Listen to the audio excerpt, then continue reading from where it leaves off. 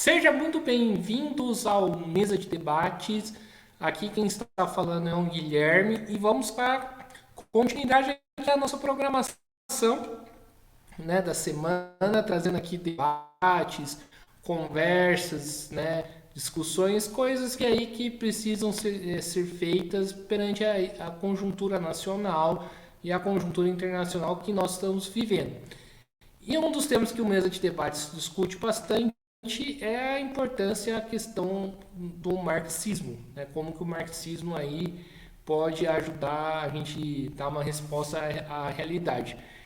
E para falar desse tema hoje, convidei aqui o Bosco Brito, né, para ter um papo aqui com a gente. Então, antes da gente começar, Bosco, por favor, fale um pouquinho aí de você. Bom dia, obrigado, Guilherme, pelo convite. Né? Me sinto bastante feliz em estar aqui. Né? Gosto muito desse tipo de ação, de atividade, acho indispensável, né? Na verdade, algo imprescindível e premente para a nossa condição atual, nossa sociedade brasileira atual, tão carente, né? De discussões, de debates nesse nível, até porque, né, nós somos,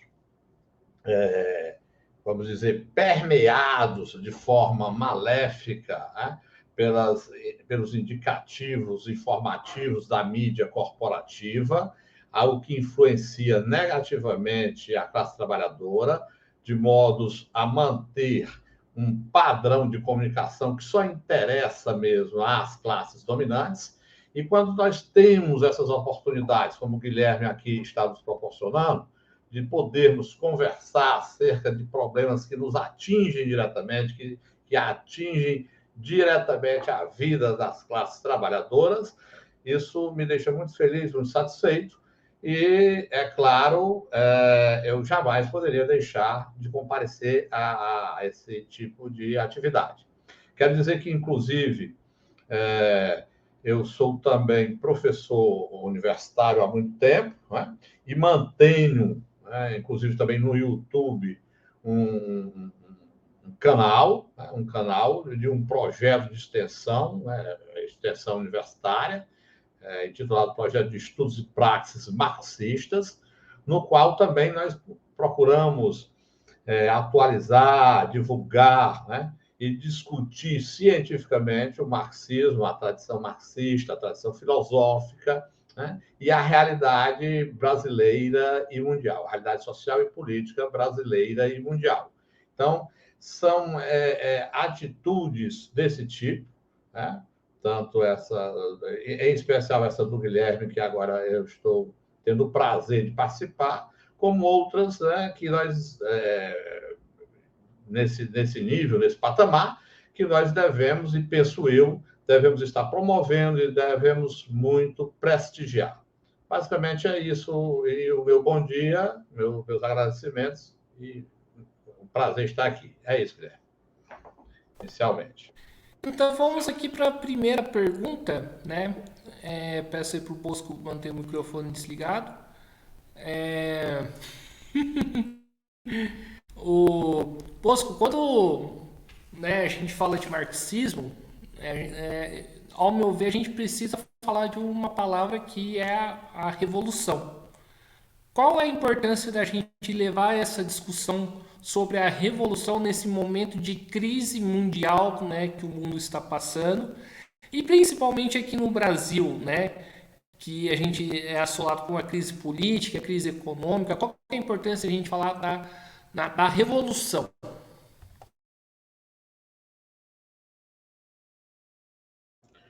Olha, Guilherme, você tocou num ponto crucial, né, dos debates marxistas, marxianos. Crucial. Não se pode falar em marxismo sem se falar em revolução. Né? Não há como. A teoria marxiana, a teoria do Marx, é uma teoria revolucionária, é uma teoria subversiva. Não é uma teoria que foi construída para dar aula, para se dar aulas, não foi construída para se fazer teses, não foi construída para a academia. A academia assume essa teoria pelo rigor, né? Pela importância das suas formulações, das suas elaborações, pela importância do embate que ela tem, essa teoria, com a tradição filosófica, a tradição científica e a crítica que essa teoria faz à economia política, né? Não só a economia política, mas a toda a tradição filosófica e a tradição científica burguesas, né? Então, em sendo assim, a academia assume, e assume muitas vezes de forma inadequada essa teoria, porque leva essa teoria para um ambiente no qual ela nem teria tanta importância e termina por deturpar a teoria em o que eu chamaria de um academicismo, né? Um academicismo que é eivado do que eu chamo de fetichismo acadêmico, né? Uma fogueira de vaidades entre os professores, entre os intelectuais, cada um quer saber mais do que o outro, quer indicar um caminho que seria mais marxiano do que o próprio Marx, né? Bom, isso é um equívoco, enquanto que o projeto e o processo revolucionário, esse sim está no cerne da teoria marxiana, da teoria do Marx e dos bons marxismos, né? Há marxismos, né? Não há um marxismo, há marxismos, né? São vários os marxismos, né? Isso começa desde a Segunda Internacional, né? Eu diria que talvez já na Primeira Internacional há marxistas, né? Talvez o primeiro marxista seja o Engels, né? Então, essas interpretações de Marx são os marxismos, né?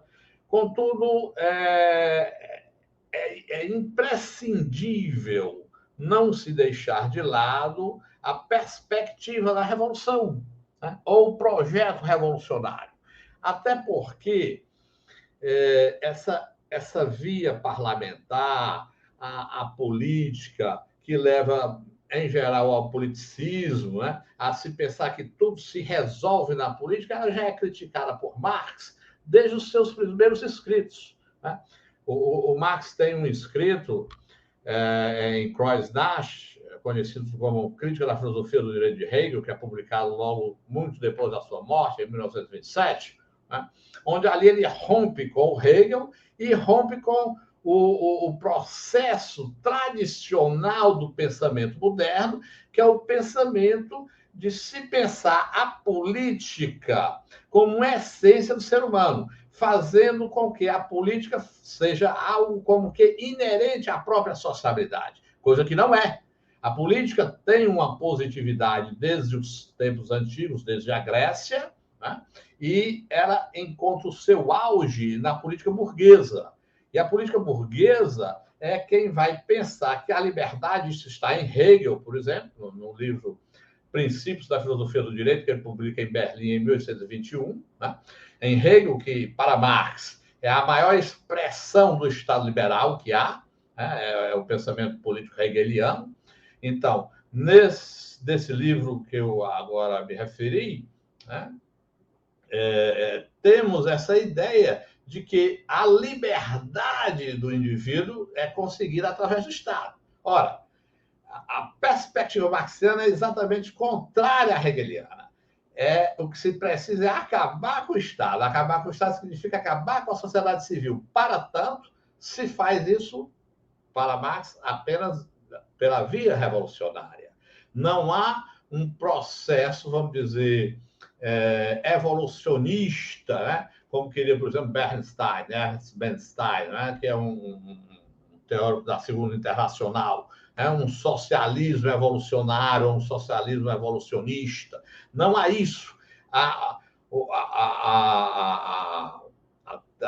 perspectiva, a posição marxiana é de uma investida contra a estrutura material da sociedade, contra o modo de produção material da sociedade. E essa investida é uma tomada dos meios de produção que estão na mão dos burgueses. Ora, isso não se faz a não ser através de uma revolução social radical. Então, não se pode, ou não se deve, ou não é adequado se falar em marxismo se não se falar em revolução.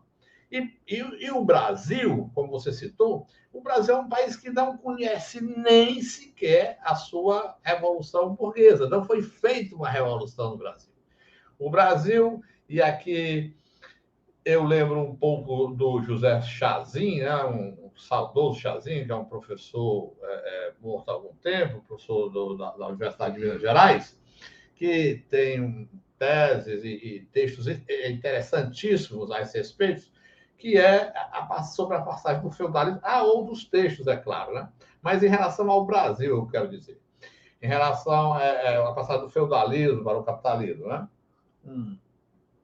Então, classicamente se tem a via revolucionária. Por exemplo, na França e na Inglaterra, a burguesia fez uma revolução, tomou o poder da nobreza feudal, e fez a sua revolução burguesa, a sua revolução política. França, Inglaterra, a França é emblemática, a Revolução Francesa, por exemplo. Isso é a via revolucionária, que é a via clássica da passagem do feudalismo para o capitalismo. Né? Há uma segunda via, por exemplo, que a Alemanha faz parte dela, que é a chamada via prussiana. O que seria isso? Ora, na época da juventude do Marx, né, e ainda assim, mesmo na época que o Hegel escreve esse livro que eu citei, Princípios da Filosofia do Direito, o que o Hegel quer ali é uma atualização política da Alemanha. Por quê? Porque a Alemanha é um país atrasado em relação aos seus vizinhos europeus, em relação à França, em relação à Inglaterra. Sim.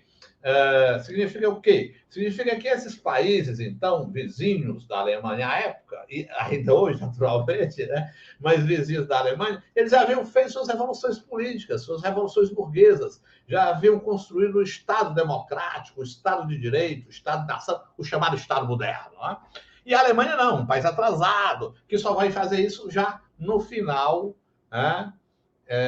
Já ao final, na segunda metade do século XIX, já quase ao final do século XIX. Então, essa é uma revolução tardia, atrasada. Né? Isso se chama de via prussiana, né? Se costuma chamar de via prussiana, a transição de um país, de um Estado semi-feudal para o capitalismo.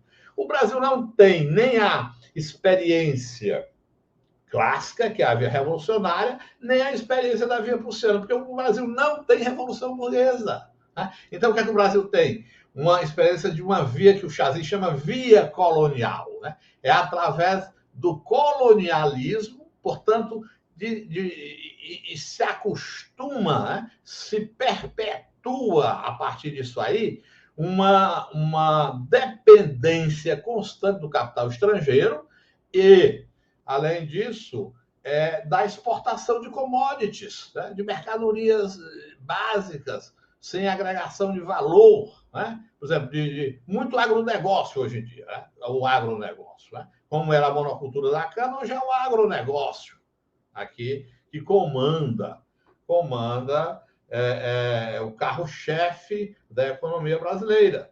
Ora, esse agronegócio está atrelado àqueles que fizeram a independência brasileira ou a revolução por cima, como se pode dizer, pelas elites, que é o Exército e depois as Forças Armadas. Né? Então, desde os inícios da Constituição do Brasil como um país independente, são as Forças Armadas, o Exército e depois as Forças Armadas no seu conjunto, que controlam, né?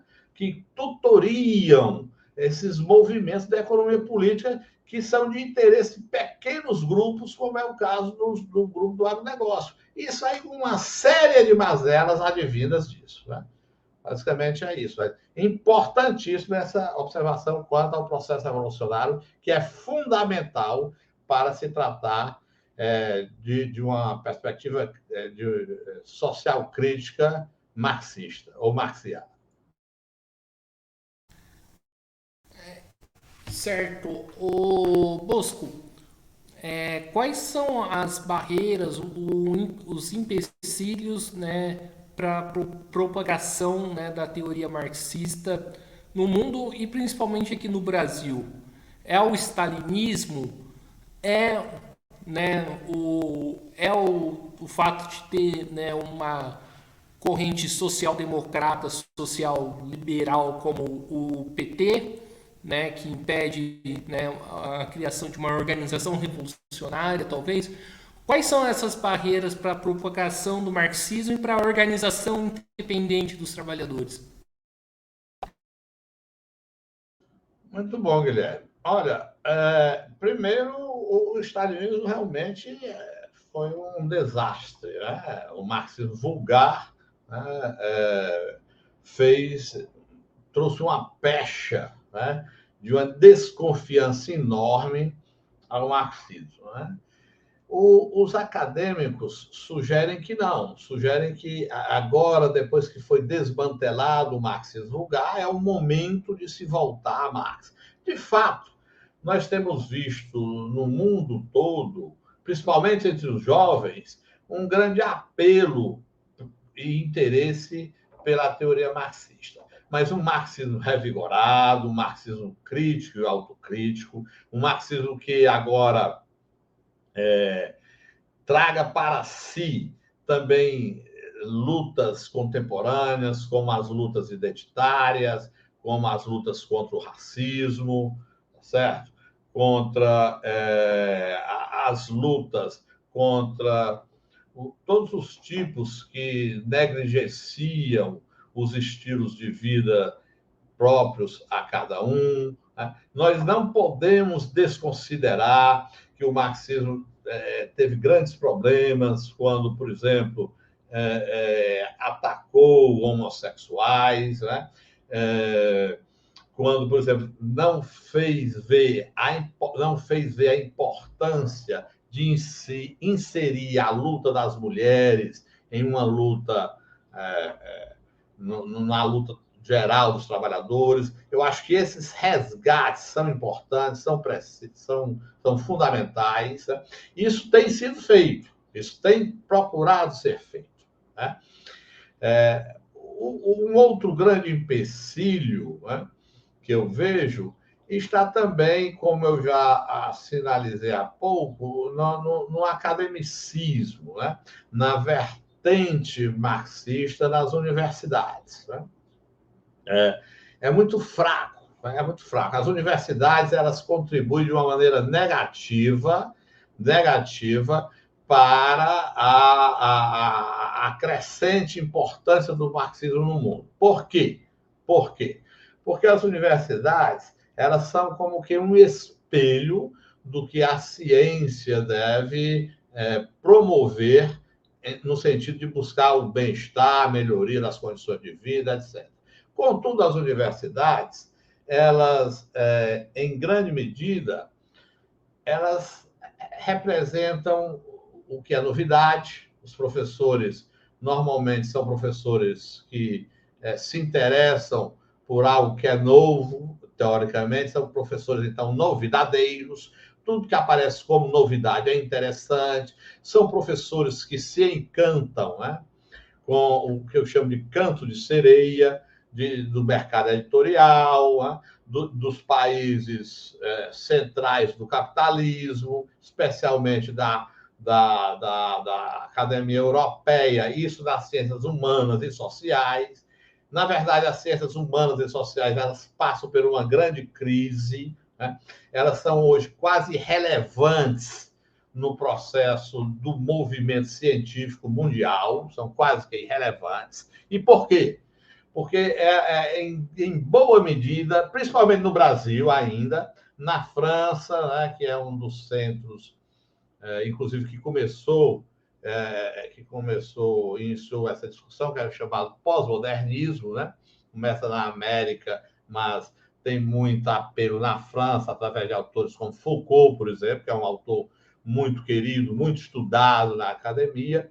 E esse tipo de pensamento, né, que é o pensamento pós-moderno, é um pensamento muito, vamos dizer, atrativo, porque parece novo, parece atual, parece contemporâneo, porque trata da diferença, porque trata da diversidade, né?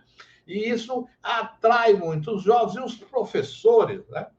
Sem maior personalidade teórica, sem maior personalidade intelectual e sem maior empenho, comprometimento social mesmo, né? É claro que esses professores, ao não fazerem uma autocrítica, né? E isso aí é algo do marxismo, né?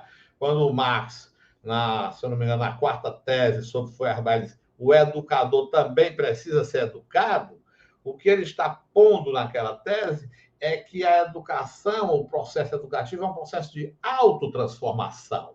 Não é um processo que ocorre dentro da escola, porque a escola mesmo era viciada, ela está ali atrelada ao Estado, como uma maneira de orientar a disciplina da classe trabalhadora para que ela exerça os interesses do mercado de trabalho, os interesses dos donos dos meios de produção, né? Dos proprietários privados dos meios de produção.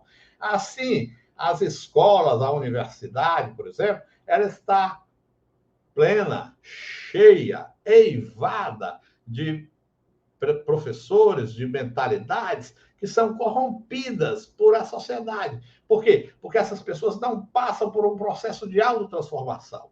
Esse processo de autotransformação, Guilherme, ele só deve e só pode ser feito na luta de classes, no embate de classes, onde o indivíduo se coloca como um indivíduo de classe, onde ele se sabe indivíduo de classe. Para tanto, ele deve dar conta da teoria marxiana, do marxismo. Se não conhece o marxismo, se ele não dá conta adequadamente do marxismo, ele envereda facilmente por esse tipo de discurso novidadeiro, mais fácil, mais palatável, né? Mais digerível, que tem mais audiência, que onde vai dar palestra é esse auditório.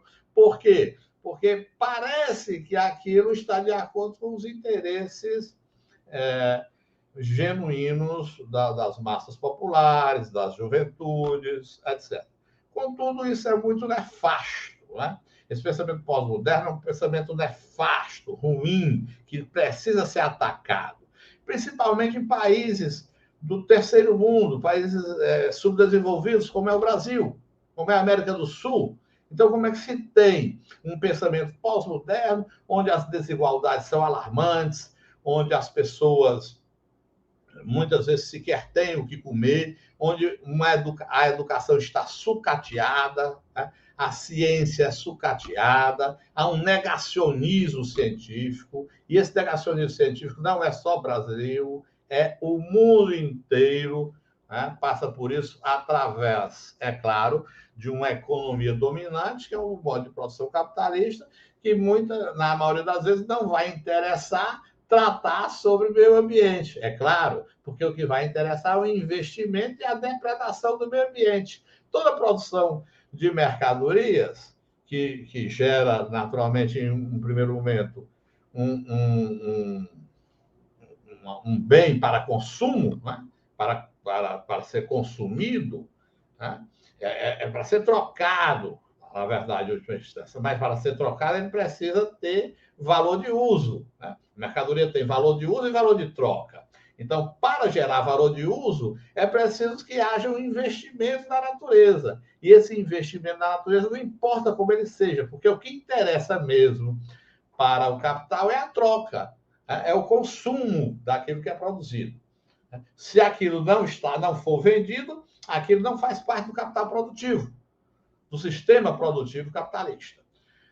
Portanto, se nós não temos, né, concluindo, se nós não temos, né, uma adesão consciente no sentido de conhecer a teoria marxiana, de conhecer a crítica social de Marx, nós estamos impedidos, né, de promover avanços em nível revolucionário. É por isso que aparecem, por exemplo, partidos políticos, como é o caso do PT e outros mais que há no mundo, que são partidos que não têm teoria, não têm teoria revolucionária.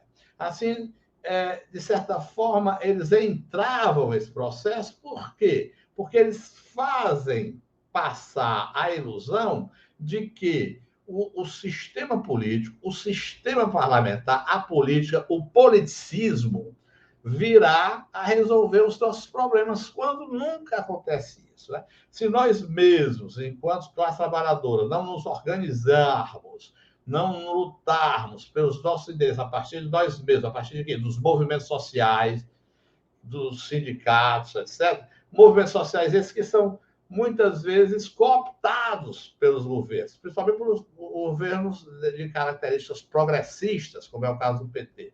Então, de fato, eu concordo contigo.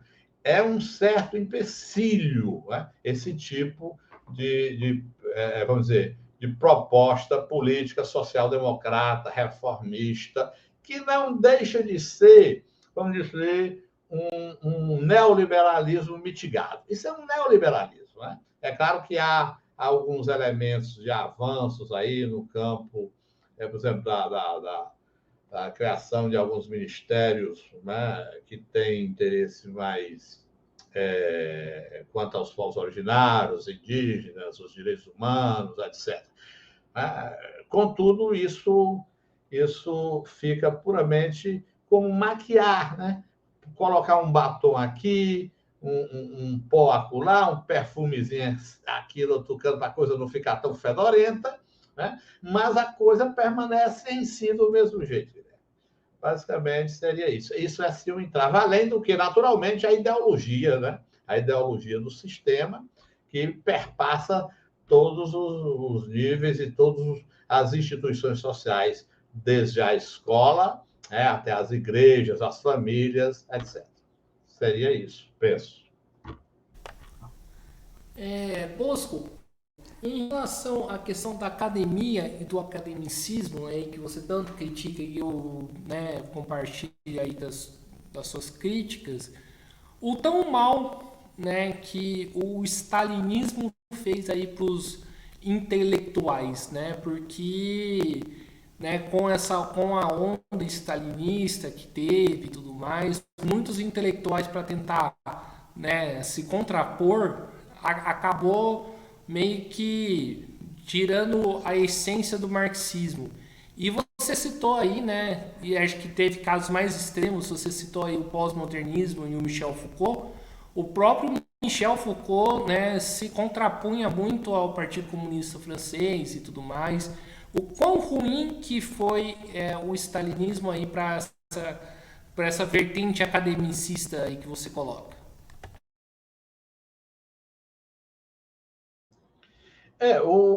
Exatamente. O que ocorre, Guilherme, é que muitos pensadores importantes, vou citar o Sartre, né, fizeram parte do Partido Comunista russo, né, e estiveram presentes na Rússia, experiências, mas é um exemplo apenas, eu quero dar, mas tentando responder. Mas terminaram por se decepcionar com um modelo de estatismo, né? Que é exatamente o contrário do que o Marx propunha no socialismo como processo transitório para o comunismo. Né? A extinção do Estado. Não, foi um fortalecimento de instituições estatais, né? E um elitismo, né? Vamos dizer, de mandatários, de governantes, né? que terminavam por usufruir de um trabalho exaustivo das classes trabalhadoras e um enriquecimento muito grande, né, da sociedade comunista à época. Bom, enriquecimento, mais enriquecimento vamos dizer, de um capitalismo de Estado, de um enriquecimento do Estado, né? Bom, então, esses pensadores, sem eles quererem, né?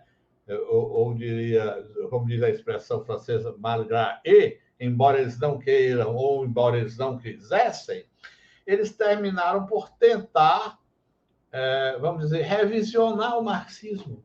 Né? Mas revisionar o marxismo agora vulgar. Ao invés de retomar as teorias marxianas, o próprio Marx, e mostrar com Marx como aqueles perspectivas políticas, de governança stalinista estavam inadequadas, procuravam revisionar o marxismo a partir do marxismo vulgar e criavam tendências de marxismos, né? Críticas ao marxismo, mas ao marxismo vulgar, e propondo alternativas que terminavam por não estabelecer, né? Não estabelecer algo de fundamento teórico adequado.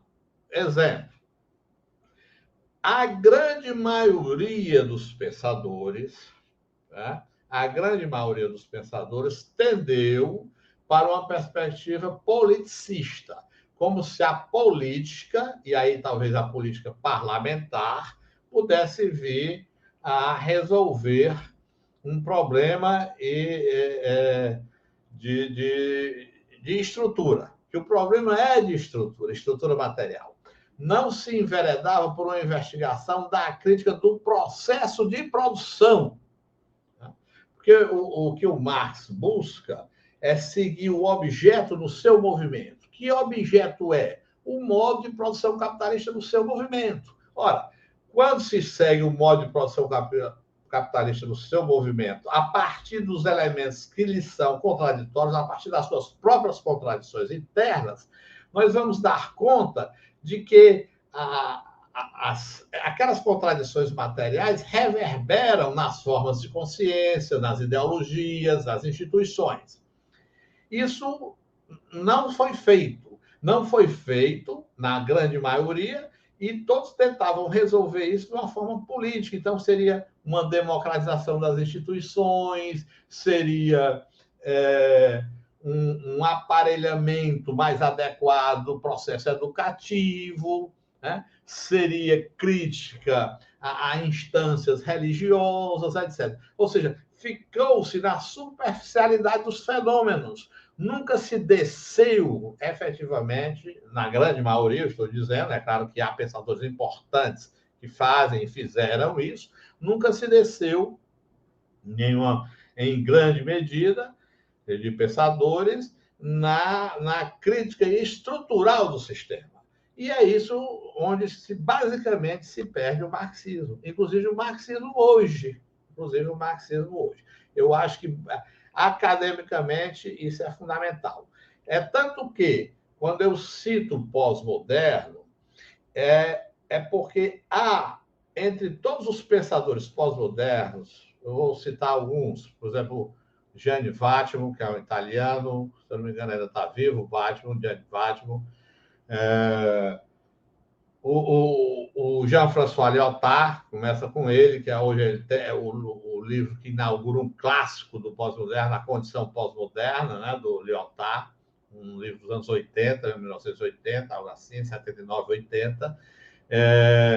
O Foucault, que eu já citei, entre outros, Deleuze, Derrida, etc. Bom, o que é que esses pensadores têm em comum? Né? Por exemplo, o próprio Vattimo. O Vattimo diz que o fim da modernidade, o italiano Vattimo diz que o fim da modernidade se dá filosoficamente pelo niilismo nietzschiano e pela hermenêutica heideggeriana. Contudo, o ponto fulcral da inflexão, da transformação da sociedade moderna e pós-moderna seria, como diz o Jean-François Lyotard, um elemento tecnológico, que é a informática. Ora, a informática ela é resultado do modo de produção capitalista, que no processo da construção da mais-valia relativa, ele produz e tende a revolucionar, como diz o próprio Marx, a revolucionar constantemente o modo de produção. Para revolucionar constantemente o modo de produção, é imprescindível se investir nas tecnologias. E se chegou a essa tecnologia informática. Ora, com a informática, o mundo mudou. Pensa os pós-modernos, muda a condição do saber, muda a posição dos saberes, muda as perspectivas de vida, etc. Ora, muda como? Muda superficialmente. Por quê? Porque essa informática, o interesse é o interesse, como eu disse, de produção de mais-valia relativa, do aumento da produção da mais-valia relativa.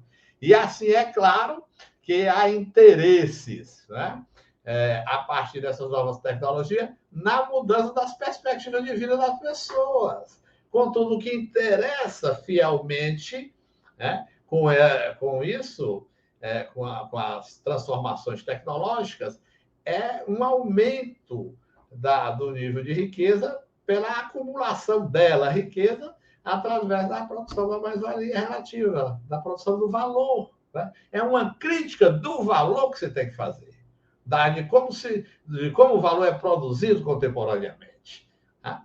Então, esta a meu ver, uma das maiores dificuldades que o stalinismo pôde trazer foi que fez enveredar os intelectuais para uma crítica do marxismo que não retomava o próprio Marx, mas que fazia uma crítica ao marxismo vulgar e pensava o marxismo vulgar como representante do marxismo, do próprio Marx, do marxismo marxiano.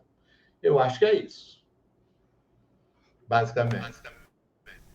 Ainda nessa questão do stalinismo, né, o que você acha desse debate Stalin-Trotsky, que muitas das vezes é feito? Qual que é a importância desse debate para você? Esse debate é ou não é importante? Né? Como que você vê a figura do Trotsky? E, né, enfim. Eu acho esse debate fundamental, mas eu acho que ele está no purão do marxismo. Né? Eu acho que está no purão do socialismo. Eu acho que ele é importante como resgate histórico. Eu acho que ele deve ser feito em cursos de formação, naturalmente, em formação política, deve haver esse debate, mas é um debate específico, um debate, eu vou dizer, temporal, marcado, né? Marcado temporalmente. Eu acho que Trotsky é importantíssimo, é uma perspectiva de uma revolução permanente, né?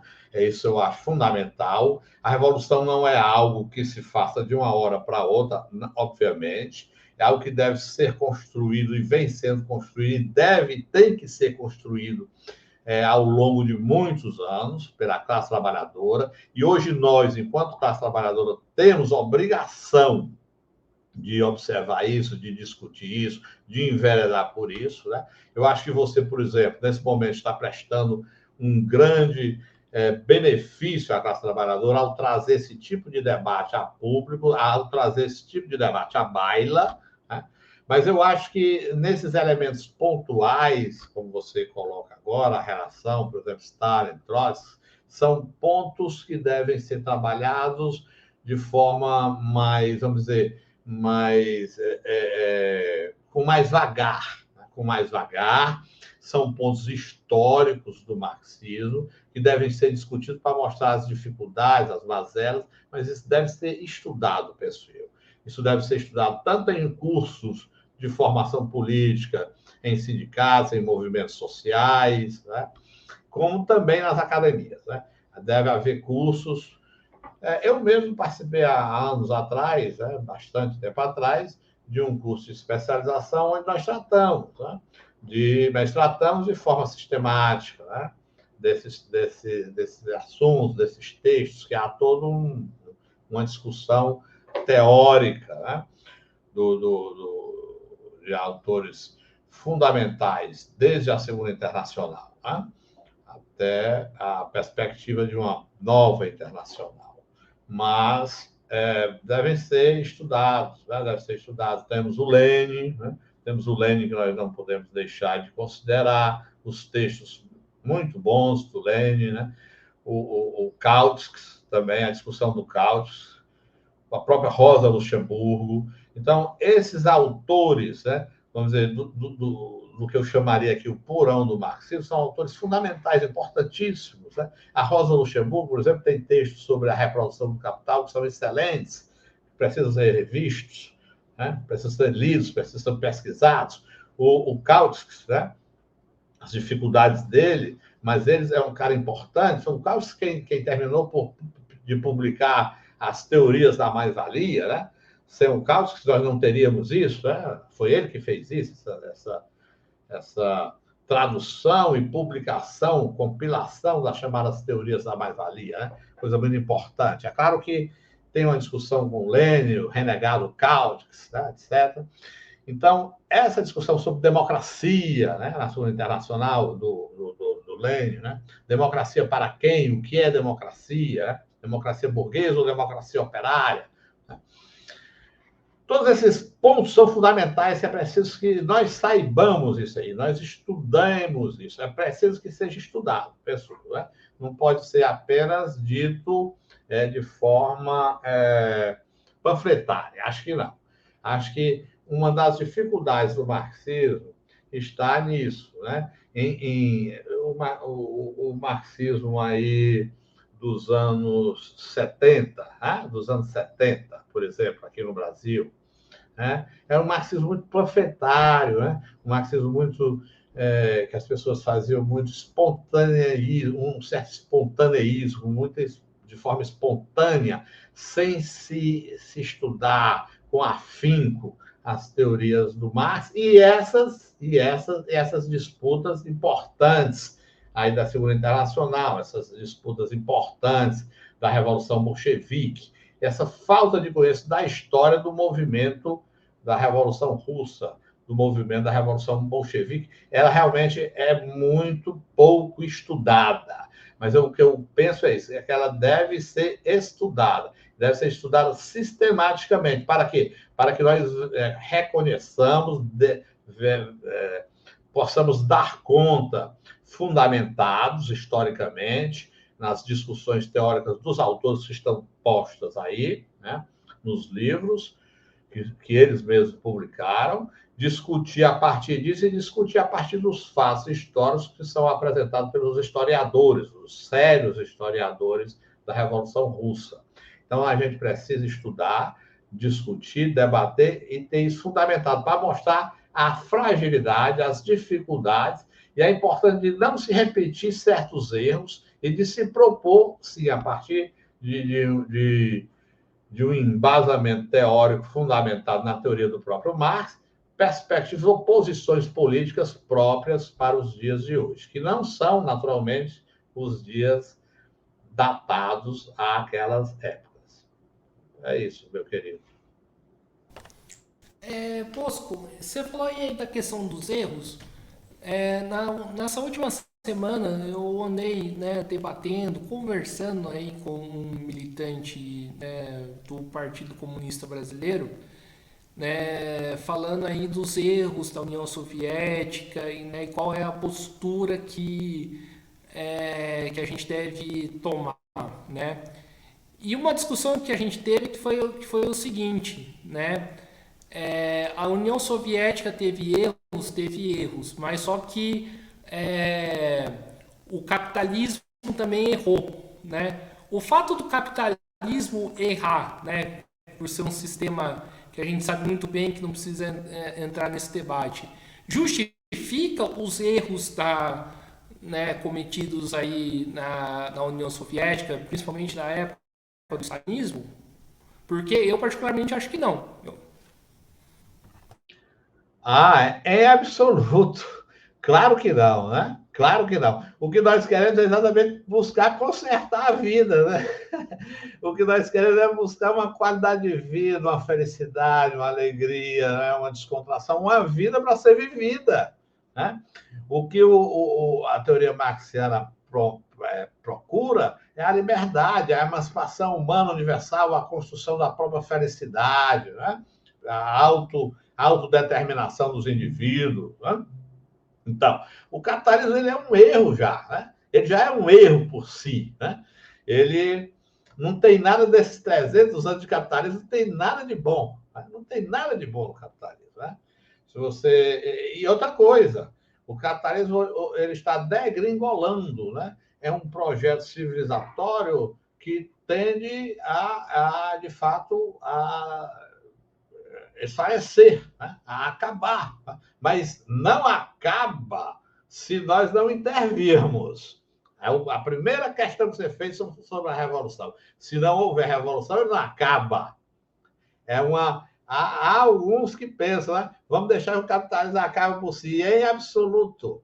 Por se ele não acaba as pessoas, acaba a classe trabalhadora mais ainda, né? Sofrimento cada vez pior. Está cada vez piorando. Quer dizer, a sintomatologia, ela indica a permanência da doença. A sintomatologia agravou-se no capitalismo, mas a doença, o cancro está ali, né? A doença está ali, que é a exploração dos trabalhadores. Né? Bom, a propriedade privada. Então, em absoluto, né? Em absoluto, é exatamente a gente quer construir uma perspectiva contrária, né? Uma sociabilidade genuinamente humana. E se é assim, isso não compensa, né? Não compensaria de forma alguma erros, né? E a gente não deve repeti-los, deve estudar exatamente para não repeti-los. Né? E entre esses erros, alguns aqui eu já apontei, né? Eu já apontei, por exemplo, se negar a religião. Né? Ora, Marx nunca falou mal de religião nenhuma. O Marx nunca discutiu sobre ateísmo, nunca disse que era ateu uma vez perdido por dizer, mas isso não quer dizer nada, o cara ser ateu ou não ser. Né? O que é o problema? O problema é que no capitalismo, e principalmente nesse momento de negacionismo científico, muitas religiões, principalmente o cristianismo, que é uma religião muito atrelada ao Estado, sempre foi, né? Desde o feudalismo, desde o nascedouro do Estado moderno, mesmo que separado da política, a religião ganha vício e vigor, né? Como diz o Marx na questão judaica. Né? Então, hoje se faz muito uso da religião, principalmente do cristianismo, para fundamentar projetos políticos autoritários, reacionários, protofascistas. Né? Então, a defesa da família. Ora, a defesa da família de uma mulher que mata o marido, por exemplo, né? no cristianismo. Estou dando exemplos aqui. Né? A defesa da pátria. Né? Que pátria? Né? Que pátria? Uma pátria onde os negros são mortos de monte, né? Nos bairros, nas favelas, nos subúrbios, por exemplo, do Brasil inteiro, do Rio de Janeiro. Né? Que pátria, né? Que pátria onde as crianças não têm escola, onde não se tem saneamento, né? Um país miserável, um país de política miserável como a nossa. Né? Então, não vejo, naturalmente, o capitalismo como exemplo nenhum de algo que seja a ser seguido, ao contrário, né? Ao contrário, e a oposição ao capitalismo é o socialismo, mas não um socialismo vulgar, da forma como foi posta na União Soviética, por exemplo. Creio que não. Eu creio que, em absoluto, justifique isso. É ao contrário. Nós temos que provar que nós somos diferentes. Por exemplo, eu vi outro dia aquele Pondé, se eu não me engano, Pondé, algo assim, né, que aparece na televisão, nas entrevistas, né, na TV Cultura, algo do tipo. Bom, mas a moça pergunta, esse projeto está degringolando, esse projeto burguês, civilizatório, europeu, não, isso não está, não. Isso não está degringolando, não. Isso já está. Ele está no mundo todo. Ora, como é que o sujeito fala um troço desse? Por quê? Ora, se isso já está no mundo desde o século XIX, meu amigo. Nós estamos no século XXI e o sujeito está dizendo que está no mundo. É claro que isso está, mas só que ele está realmente degringolando, né? Está acabando com a própria natureza. Ele não é só explorador, ele é também destruidor, né? O capitalismo.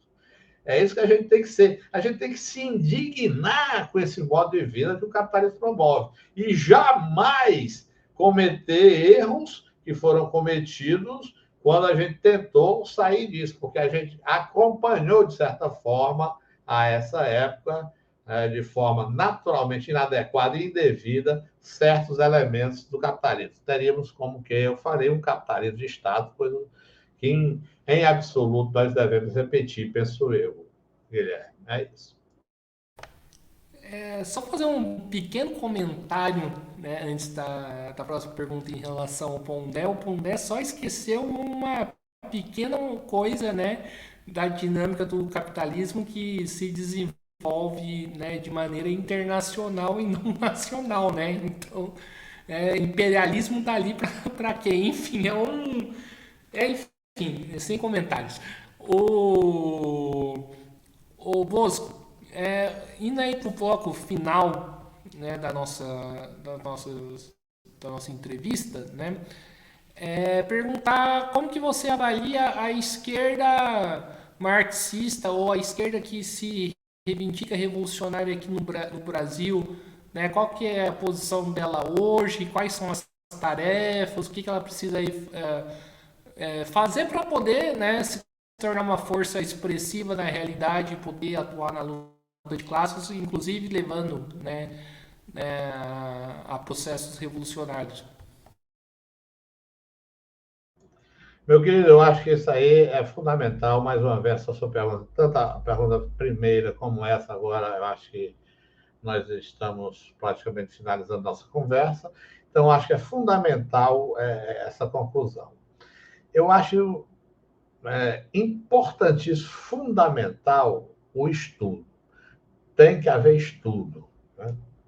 Estudar a teoria marxiana, promover grupo de formação dentro dos sindicatos, dentro dos partidos políticos que não têm esse tipo de elaboração. O partido político social-democrata, inicialmente o alemão, né, na época da Rosa, o partido pagava os intelectuais para trabalhar, né, os assuntos que, no cotidiano, Guilherme, é praticamente impossível um trabalhador dar conta de forma crítica da sociedade que ele vive. Ele não tem tempo, Guilherme. O sujeito pega um ônibus aí 5 horas da manhã, vai a moça jovem, vai aí trabalhar num consultório dentário, chega lá, instrumentalista lá do dentista, não tem tempo de almoço, quando sai 7, 6 horas da noite. Como é que vai fazer uma faculdade? Como é que vai estudar? Né? Então, tomar aí é difícil, né? Mas, sei lá, um horário para procurar levar essas pessoas a uma leitura, a um encaminhamento, porque a revolução ela não vai se fazer apenas por as elites intelectuais, né? Em absoluto. Há que se ter aqueles intelectuais orgânicos, como diria o Gramsci, né? Aqueles intelectuais engajados, engagés, né? Como diz o francês, mas a revolução se faz pelas massas trabalhadoras, né? E aqueles que sofrem na pele de forma mais contundente, né, a exploração do sistema capitalista. Seja hoje na área de serviços, que a gente não é o tempo do Marx, o tempo do Marx, a vanguarda é o operariado fabril, mas não é apenas o operariado fabril, mas vários trabalhadores de construção civil, campesinato, a meu ver, isso, os serviços, os trabalhadores da circulação do capital, eles precisam tomar conhecimento da crítica social marxiana. Né? Isso não é nada fácil. Então, isso é um processo lento, mas que tem que se dar o primeiro passo, que tem que ser construído. Isso, então, os partidos, como você pediu, sugeriu, os partidos de esquerda, os partidos que se pretendem revolucionários, têm que montar, né, de uma forma abnegada mesmo, cursos de formação, manter cursos de formação e levar essas pessoas a trabalharem elas mesmas, por elas mesmas, nos movimentos sociais, nas reivindicações, nas lutas por melhores salários, tem que ter, né? Essas pequenas investidas é que vão autotransformando o indivíduo e autotransformando a consciência desses indivíduos. Porque o indivíduo, para transformar o mundo, ele deve se autotransformar, mas se deve se autotransformar não da forma holística, né? de uma forma mística, de uma forma psicologista, não. É uma autotransformação na própria luta, no cotidiano da luta política. Né? A política aí como praxis, como luta, como praxis revolucionária. Eu acho fundamental isso, eu acho que é esse o caminho que deve ser tomado, o caminho do estudo, mas o caminho de um estudo que leva a uma prática, a uma praxis que promove uma autotransformação dos indivíduos e possibilita o vislumbre de uma emancipação humana universal, de uma vida plena, da construção de uma sociabilidade genuinamente humana, né? Da construção da própria felicidade pelos indivíduos mesmo. Eu acho que isso é fundamental, porque isso ainda está vamos dizer, em um momento de passividade, que as pessoas buscam o quê? Buscam melhorar o quê? Melhorar apenas o salário. Então, a luta só pelo salário, não. Né? Isso não é leve. É importante a luta pelo salário? É importante. Pela melhoria salarial? É importante. É importante a luta por direitos trabalhistas? É importante. Mas não ficar nisso e vislumbrar a partir disso uma emancipação geral, porque se você permanece nisso, permanece em um politicismo, você fica ainda preso naturalmente às correntes da exploração do capital, aos interesses do capital. E o que a gente precisa sair é disso, dos interesses do capital. E a primeira coisa para a gente sair dos interesses, dos grilhões do capital, do sistema capitalista, é se pensar a possibilidade de uma emancipação humana. Então, hoje não se pensa isso.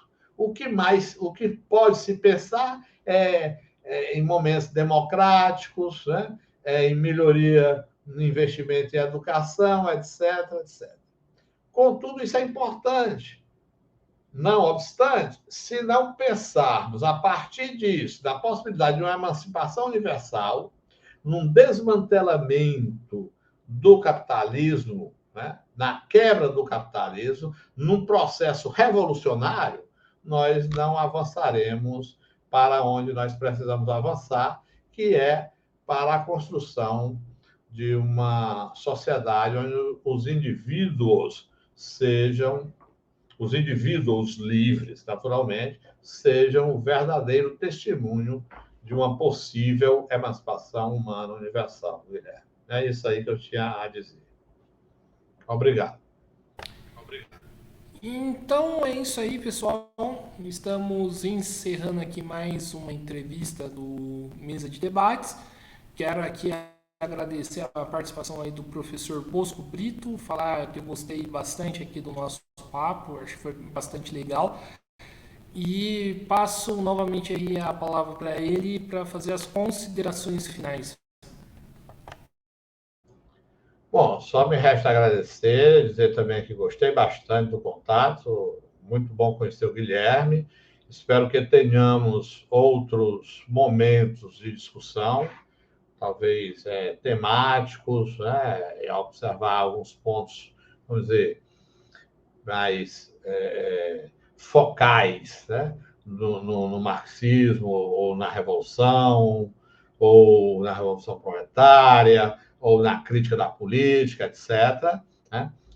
Repetir, né, que eu tenho aí um canal também, que é o Projeto de Estudos e Praxis Marxistas, depois eu vou deixar com o Guilherme também como acessar esse canal, e me dispor, né, agradecer o convite, fiquei muito feliz com a conversa, acho que foi muito salutar, e é fundamental, como eu disse no início, que se tenha esse tipo de possibilidade, já que a mídia corporativa, ela invade, né, a mentalidade, as casas das pessoas diariamente, com deturpações informativas de cunho miseráveis, que a gente precisa combater, e este, por exemplo, é um local de combate a esse tipo de desinformação e de espetáculo, né, de estetização que a mídia corporativa promove diariamente, embotando as mentes dos trabalhadores e das trabalhadoras. Meu muito obrigado ao convite e até uma próxima oportunidade, Guilherme. Muito obrigado. Então é isso aí, pessoal. Não se esqueça aí de se inscrever no canal Podcast Mesa de Debates de Tudo Um Pouco. Curta, compartilhe, comente esta e outras entrevistas, matérias, programas que nós produzimos. Também, né, curta a nossa página do Facebook, Podcast Mesa de Tudo Um Pouco. Siga a gente no Instagram e também no TikTok, podcast Mesa de Debates. E não se esqueça aí de contribuir, quem puder, para o nosso Pix 385 007 02800 CPF. Como eu sempre costumo bater bastante nessa tecla aqui, né? Nós somos uma mídia independente, né? Não recebemos e nem queremos receber o dinheiro do Estado e também do capital privado. E para a gente manter nossa independência política e para trazer pessoas aqui como Bosco, né? E fazer esse tipo de debate, nós precisamos manter a nossa independência financeira. Então, quem puder contribuir, sei que a situação, né, tá difícil, mas quem puder fazer qualquer quantia aí para a gente, né, poder realizar o nosso trabalho, né, seja muito bem-vindos e a gente agradece. E o Padrim, www.padrim.com.br/podcast Mesa de Debates. É uma outra plataforma aí de financiamento aí, caso vocês aí, ouvintes, queiram, né, ajudar a gente a dar continuidade nesse projeto. Então é isso aí, pessoal. Muito obrigado e fui.